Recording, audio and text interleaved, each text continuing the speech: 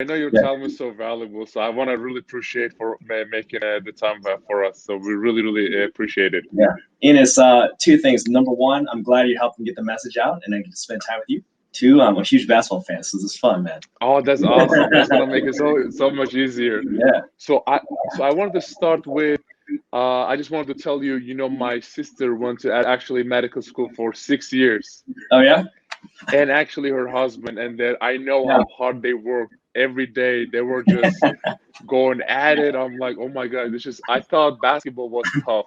Yeah. But I saw her books. I saw how she was working hard. I'm like, this is Yeah. too crazy. We're both professionals, right? Just be working hard and being the best at our Right. craft. And certainly, sometimes we're in the news a lot right now, right? Because of what's Right. happening with coronavirus.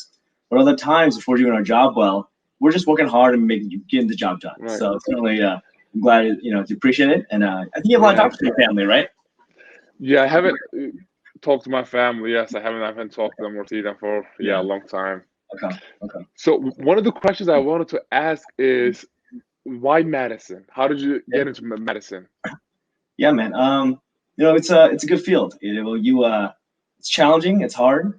You get to take care of patients, and you get to go home, right? It's just like a Right. practice of anything. You always feel like you're improving, right? And that's Right. the uh, the important thing, right? And the thing is, you get to help people, and you know that what you're doing Right. every single day when you go to For work sure. is meaningful and matters. Um, Right. so I think it's just like anything else. We all want to have a purpose in life, so we do Hmm. something that's meaningful and valuable. It was what I was good at, and here I am, right? Yeah, that's amazing. When you said you get to go home.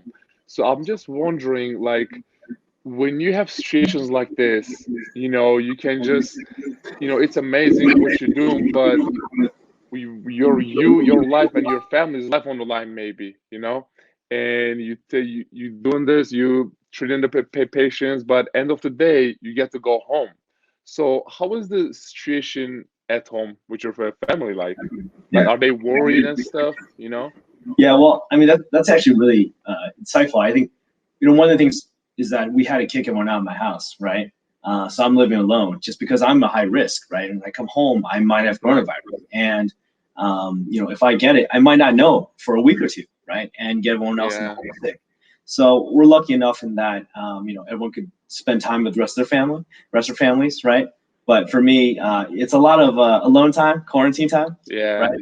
I But believe. we're making the best of it. I think, especially with Get Us PPE, have time. We have time to when I come home, sit in front of a computer and get more work done, and really help this thing, and help get PPE to providers, right? Because then that helps end COVID faster, and then we all can go back to normal life again. And I think that's what we all Yeah, want, right? Is to no one wants to live like this. We all want to go right. back to the life that we remember. So, Wow, that's amazing.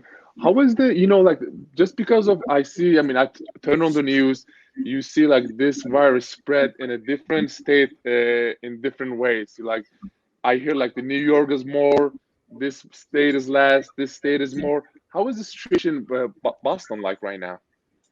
it's tough. We are gonna see a peak similar to New York, right? And that's what's really tough about it. I do think that we have done a pretty good job in terms of social distancing, shutting down the city early enough, right? The problem fundamentally is that when you have all the patients at once coming to the hospital, right, you run out of beds, and Yeah, so things like strokes, heart attacks, motorcycle accident you can normally treat, you can't treat at right, all. right, So I think we've become very aware of what we need to do, right? Social distance, wear a mask, right. all these things, and that's really certainly really helped. But we're certainly really busy, right? We see a lot of sick people, and these patients are sick in ways that are not like any other disease, and so certainly we all feel it. Um, so Boston Yeah. is, it's like any major metropolitan area where we're feeling it, right? We've been in a quarantine. We've been in a quarantine probably like a little over a month now, because I remember, playing we were about to actually play in Milwaukee, and then we just got the news and say, hey, this is going on now. You guys are in quarantine, but it's been over like a month now that we're in quarantine. How has the situation, from your personal experience, changed over the last month or so? I think, a lot of ways people have gotten used to this a little more, Hmm. right? And when we first did this, Right. everyone was really shocked. Like, wait, hold on. Last week we had NBA games and we were playing, Right. we were going to work like normal, and now I can't walk down the street and get a pizza, right? So it is really different. I think the thing is we realize is how serious this problem is, and I have a lot of credit to public health officials, everyone, right, recognizing how serious of an issue it is. So I think people have been smarter about that, right? And I think we're settling in a little bit. We're not making runs on toilet paper, right? Yeah. You realize Yes. there's plenty of toilet paper out there. You don't need to go do that, right? Right. So I think we've gotten smarter about it, and in terms of, and I think the question is now, what's next, right? I think we're all kind of in this boat now, and we kind of all wonder how we get past this, and that's a tough question. I don't know if I have the answer, but I know that's on people's minds, right? I think like the city of Boston wants to know this answer, but like, what could the next 1 or 4 weeks looks like in Boston, and the U.S. Yeah. struggles to get over this virus under control? Yeah. I think my guess is that this is going to go at least until June or July. Till July, okay. Yeah. How we slowly open up our economy again, I don't know, right? Yeah. I'm not I'm not the person in charge of that, but I do know that right now we're almost kind of getting close to that peak in Boston, and hopefully we can settle down a little bit. Once we do, the question is, what then if we don't have a vaccine, right? What happens when you have another outbreak again in Boston? Do we just do it again? Right? Does the whole city shut down every time we have a cluster? I don't know. Right. So Right. I anticipate that we'll all need to wear masks, right? That's gonna be really important. And I don't know. It's a lot of uncharted territory right now, right? Right. I've been doing like a lot of interviews about this, but I'm not a doctor. Yeah. People are just keep asking me like, oh, if the NBA season going to continue, or Right. like, is it smart, or like maybe we're just gonna have games with no fans, or what do you think? What is this? What will be the best case scenario for the NBA, or what will be the smartest move for the NBA? Right. You're asking me, or what do you think? I'm asking you. Yeah. Yes. What do you think will be the safest for the NBA? Yeah. If I could talk to Adam Silver, right? And Right. One, the basketball player's health is really important, right? Right. You guys are young and healthy, but young and healthy people still die. And that would be, you can't have a death of an NBA player but by playing basketball, right? That's not acceptable to anybody.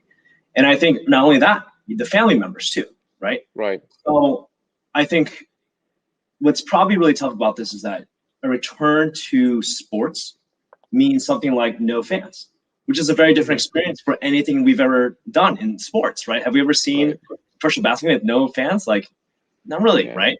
So that probably would be the first step: is can you safely do a no fan experience? Does that mean that we have to have doctors on call, ready to go, right? How often are we getting tested? We don't know. And that's the other challenge, that because we don't have widespread testing for everybody, we can't just easily test you every single day and figure out if you're positive and then pull you, right?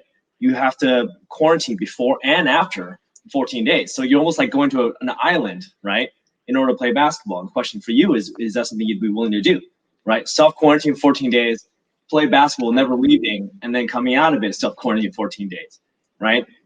That's not something that I would know even to ask how you would approach that, right? Right. The question then is, how do you resume your normal career and people's normal lives, right? People want to watch basketball, and I get that, especially when there's nothing to do. At the same time, we got to make sure that everyone is safe and can survive, because loss of life is not worth that. You know what I mean?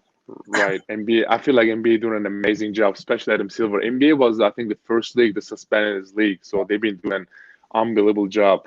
But how are you preparing for what's to come? Yeah. Going to work every day, making sure that we stay up to date. One thing about COVID is that it changes so fast, and when we learn about COVID, how to treat it, right? We're getting better every day, but that comes in spurts, right? So we have a study from China, 3 days ago, and we get another study from France, and all of these studies tell us more information about how to treat this new disease. It's a totally new disease that we've never seen before, right?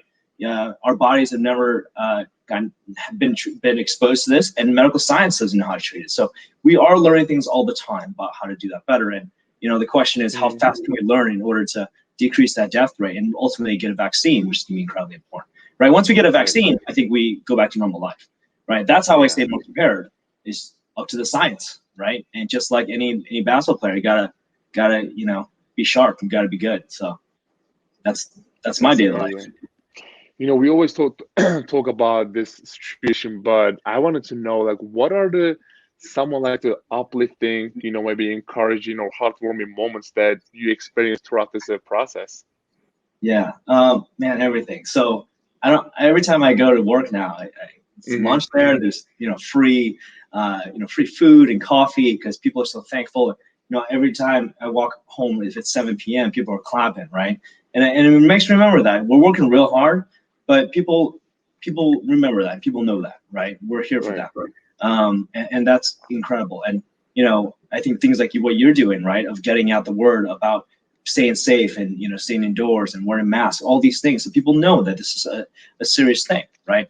The NBA fans are a really significant part of the population, and they need to hear from people they trust, right? right, That this is something that's really serious and that's really important. That never changes. And as we learn new things, right, we'll need to continue to rely on people like you and people right. all across. Just that we got to get the word out, right? When we learn new things, and that changes with time. Hmm. I'm just really amazed by how people have come together, and Right, the thing I always say about this disease is that it's a disease of inequity, right? If we forget about any part of the population, the homeless or the people in rehab facilities, the old, they get sick, and then we get right, sick, right? So you can't right, forget about anybody, and that's something that we always have to remember to come together, and people have been amazing about that. You can obviously do better, but right, I know that we have been very good about right. that. I think that this period has taught me and taught probably all of us how to work together. I think it's been amazing to see how people helping each other, how people trying to do to slow this spread. I think it's been amazing. But my one question is, when was the last time you been at a Celtics game? Oh man, I went. Last one I went to was the one where Rajon Rondo hit a game winner of the Lakers last Oh year. my God, yes. Were I you I there? was You were watching that there. game. Yeah, oh yeah, yeah. I was watching that game on Yeah, I TV. didn't go this year. You guys were really good this year, which is like I wanted to see We've you guys been play. we've been trying really hard. Well, but I hope if this season, but not next season. I Yeah, If the season continues, yeah, we would love to invite you, and then I want to actually, yeah. you Of know, course. uh, invite you to in a locker room, so the Yeah, whole I'd love to. whole team get a just joy out of this, because I think it's very important to educate our team about all this stuff. Yeah, for sure, man. And the fact that you guys are all interested is so important, right? Because Hmm. it used to be that I grew up in Chicago, right? And I'm we, actually in Chicago right now. oh, are you? Okay. Yeah, I'm in, So I'm in Chicago right now. the thing you learn from my idols of Jordan, right, was Hmm. basketball is all that matters. It's nothing else, right? Right. But what's really evolved in modern NBA is you guys Hmm. are way smarter than that, right? You guys know that there's a world, and Right. you get to explore that world, right? You get this platform to do all these amazing things, and I would hope that medicine is one of them, and this is the perfect example, Right. right? So For important sure. for medicine and health and science affects us all, right? And when we are smart about it, when we interact, we're able to get that platform to get changed, because ultimately society and how we behave has a huge impact on our health, right? People need to be Yeah. healthy. Right. Normal times that means exercise and eating right and wearing your seatbelt. In times like this, the recognition is a little different, but it's incredibly important, and you guys are critical of that. I think like you said, and also when we learned that one of our team member, Marcus Smart, that tested positive, we all like, okay, how can we get the word out even more? How can we use our platform to help people even more? So I think that definitely helped us a lot. And let me ask you then, if that's okay. Yeah. As teammates, right? If you knew someone was positive within your team, how did you guys handle that and communicate with each other about it? And how did you come together as a team more, or do you feel like it caused strain? Like what happened? I think the building chemistry is very important. And when we traveled back to Boston, we didn't know who was going to test it positive or negative, but we were all praying for each other. And then after we learned that one of our team member got tested positive, I remember it's like we they were like after playing a certain amount of time, they're not your teammates, they're your brothers. It's like a big family. So I remember everybody, we all have this like in Zoom conferences like once a week. So we hang out, we talk, we share things with each other because like you miss each other because I mean you Yeah. see yourself every day, you see each other every day, but now this happened, you just don't want to, you still want to keep this build chemistry, but I remember, texting Smart, and he was going out there and talk on a CNN and everything. I think it was very important for him to just go out there and use his web platform to, just bring more attention to this thing. But we all feel sad for him. But I mean, he stays strong. I mean, obviously, Smart is a tough guy, and I'm glad that he beat the virus. But it was very important for him to see our sport. So we were just texting him. A lot of people called him and stuff. So it was like a really team chemistry. Yeah, that's good. I think ultimately, this is a pretty serious disease. At the same time, I Right. know I'm relatively protected as a young person, but still, even then, I've had young people get really sick, ICU, and very close to death, if not have Mhm. died. Right. I'm certainly very afraid of my mother and the close people close to me. Right. And that to me is scary. Right. And Right. certainly having that opportunity to become a little closer is certainly in the silver lining of all this, right, a positive, right? Even though I imagine there's Yeah. been so much disruption to all our lives, right? Right. I think, like you said, today, I think it just brought us more together. We actually today we lost. I don't know. Carl Anthony Towns. His Yeah, mother just passed away. Like it just, they just actually tweeted out today, and then you see all like the basketball players, all the sports world, all the whole world tweeting about this and showing a sport. It definitely means a lot to us. It was like I said again, it brought us together. So it was that definitely a big meaning behind it for sure. yeah. In a lot of ways, it's the same on our end, right?